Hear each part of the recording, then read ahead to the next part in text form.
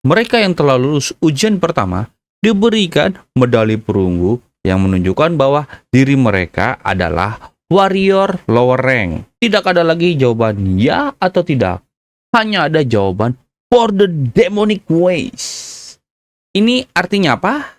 Artinya mereka hanya boleh setuju kepada instruksi instruktornya, dan mungkin instruksi-instruksi mereka memang digunakan hanya untuk kebaikan kultus demonik. Penjelasan ujian pertama pun selesai, dan akhirnya mereka semua dibagi-bagi menjadi sebuah grup. Kita pindah ke klinik. Dokter Baek sudah menyiapkan beberapa peralatan untuk menyembuhkan Cheon Yoon. Merasa penasaran, Cheon Yoon bertanya kepada Dokter Baek, "Keadaan gua parah ya?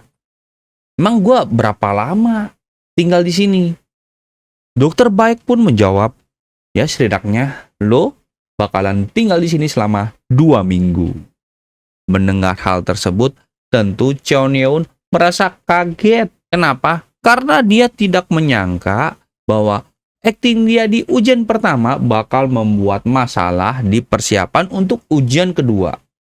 Gimana nggak masalah? Teman-teman dia lainnya 2 minggu bakalan berlatih, sedangkan dia di sini tidur-tiduran untuk menyembuhkan dirinya sendiri.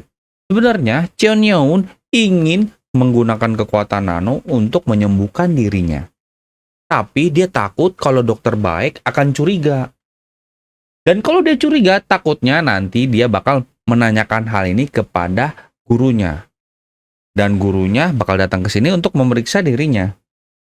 Dan ini akan terekskalasi kepada seluruh jajaran kultus demonik. Mengingat si Cheon Yoon adalah anak dari ketua suku. Melihat wajah khawatir Cheon Yoon, Dokter Baek mencoba untuk menghibur dirinya. Mengatakan bahwa kalau dia itu adalah dokter yang hebat. Kalau dokter lain mah bakalan butuh waktu sebulan untuk menyembuhkan Cheon Yoon. Sebenarnya Cheon Yoon juga tidak merasa terhibur ya mendengar hal tersebut. Kenapa? Karena dia memiliki kekuatan nano. Nano bisa menyembuhkan dia dalam sekejap kan? Mencoba lagi, Dokter Baek berjanji untuk berpura-pura tidak melihat ketika Tuan Seop Maeng datang mengajarkan ilmu bela diri kepada Cheon Yoon. Lalu tanpa basa-basi, Dokter Baek pun mengambil melucuti kaos dari Cheon Yoon. Dia merasa takjub karena ternyata tubuh dari Cheon Yoon kekar, fit, bugar. Padahal dia mendengar cerita bahwa Cheon Yoon tidak belajar ilmu bela diri apapun ya. Ternyata dia masih melatih dirinya mungkin dengan push up, sit up yang membuat dirinya badannya sekekar ini ya.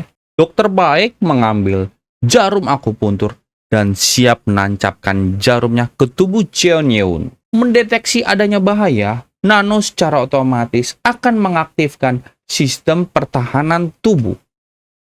Mungkin akan membuat tubuh Cheon Yoon menjadi keras sehingga jarum tidak bisa tertancap.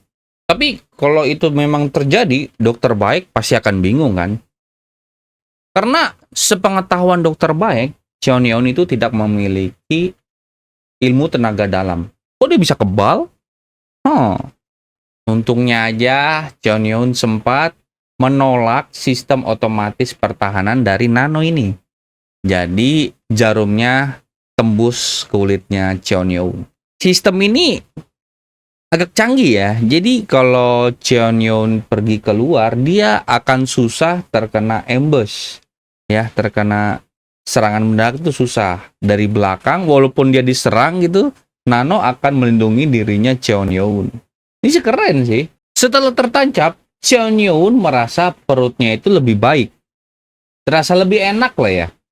Dan Nano menjelaskan bahwa bagian-bagian yang tertusuk merupakan titik-titik akupuntur yang akan menstimulasi penyembuhan di dalam tubuh Cheon Yoon. Mungkin Cheon Yoon juga merasa takjub dengan kehebatan Dokter Baek. Ternyata dia bisa menyembuhkan tubuh seseorang dengan jarum-jarum ini. Dan Cheon Yoon memiliki sebuah ide untuk menyembuhkan saja tubuhnya. Tapi membuat denyut nadinya Cheon Yoon berdetak layaknya orang sakit ketika dokter baik memeriksa denyut nadinya. Hal ini tentu saja akan memudahkan dirinya ketika berlatih dengan Sapmeong nanti. Dan tentu saja Nano bisa melakukan hal tersebut. Keren banget nggak sih? Kita berpindah di lain tempat. Sapmeong menjelaskan aturan untuk menyelesaikan ujian kedua. Di ujian kedua ini tentang taktik dan strategi dasar yang memiliki batas waktu persiapan selama 3 minggu.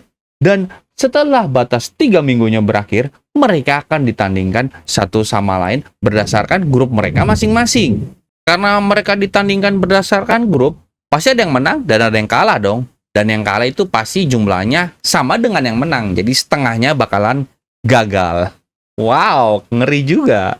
Hal ini tentunya akan membuat panik murid-murid yang berasal dari sekte rendah. Karena mereka tidak memiliki resource yang banyak ketika kecil ya untuk belajar tentang dasar-dasar ilmu taktik dan strategi. Berbeda dengan orang-orang yang berasal dari sekte rank tinggi atau keenam sekte ini. Jadi grup yang tidak memiliki banyak anggota yang berasal dari sekte tinggi itu bisa dibilang kemungkinan menangnya kecil dibandingkan lawannya. Merasa tugasnya sudah selesai, Sapmeong mengundurkan diri dan menyerahkan tugas selanjutnya kepada instrukturnya yang baik hati. Padahal bisa dilihat di sini mukanya sangar-sangar ya. Mendengar kata instruktur yang baik hati dari mulut Sapmeong, murid-muridnya pun melihat tampang sangar-sangar instrukturnya dan teringat juga akan kejadian instruktur yang menampol-nampol murid-murid yang udah protes tidak mau gagal di ujian pertama. Profesor Impyong yang berada di grup 8 melihat seseorang di depannya yang ternyata adalah murid bernomor 3. Kita tahu 6 angka pertama di nomor murid adalah milik ke-6 sekte. Jadi, murid ini merupakan salah satu dari anggota ke-6 sekte di klan kultus demonik. Dan ternyata dia adalah Mugeom Cheon, anak dari sekte Stealth. Dia memiliki beberapa pertanyaan kepada Profesor Impyong. Merasa dirinya terpilih sebagai group leader secara otomatis. Dia menjelaskan kepada Impyong bahwa murid bernomor 7 adalah salah satu anggotanya. Karena Cheon-yeon masih berada di klinik, dia takut dia akan menghambat grupnya sendiri. Karena dia nggak tahu ya bakal keluarnya kapan. Dan kalau dia bisa keluar, nggak tahu nih nanti dia bisa ngikutin apa enggak. Karena dia di sana terus kan, nggak ada yang menjelaskan apa ujian kedua ini.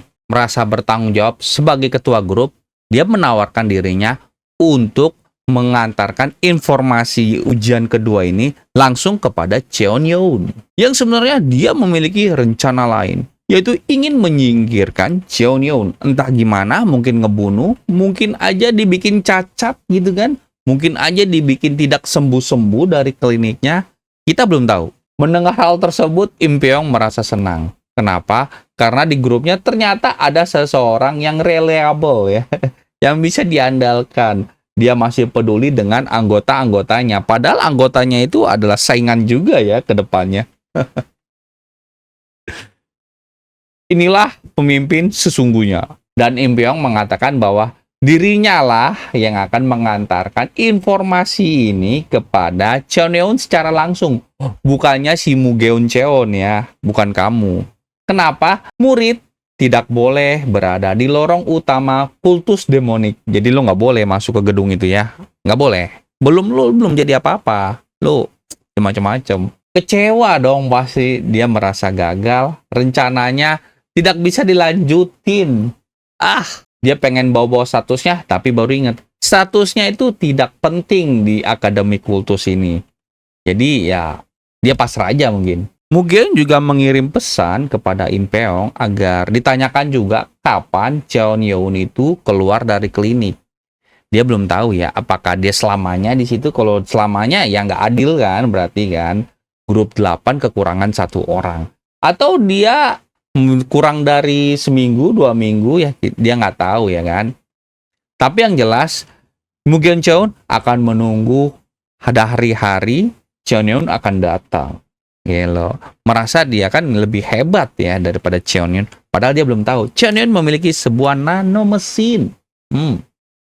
Dan ini juga yang mengakhiri chapter ini. Begitu juga episode kali ini. Ini mohon maaf banget.